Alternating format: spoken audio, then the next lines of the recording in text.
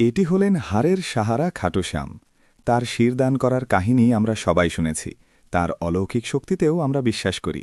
কিন্তু তার খ্যাতির পেছনে শুধু অলৌকিকতা নয়, রয়েছে মূর্তিটির নিজস্ব এক ইতিহাসও। এই মন্দিরে শুধুমাত্র শিরেরই পূজা করা হয়। বিশ্বাস করা হয় যে মহাভারতের যুদ্ধের পর বর্বরিকের কাটা শির পৃথিবীর মাটির নিচে সমাধিস্থ হয়ে যায়। অনেক শতাব্দী পরে খাটু গ্রামে এক আশ্চর্য ঘটনা ঘটতে থাকে। একটি গরু প্রতিদিন একটি নির্দিষ্ট স্থানে গিয়ে নিজে থেকেই দুধ ছেড়ে দিত। গ্রামের মানুষ যখন সেই জায়গাটি খনন করে, তখন সেখানে একটি কালো পাথরের ঐশ্বরিক শির পাওয়া যায়।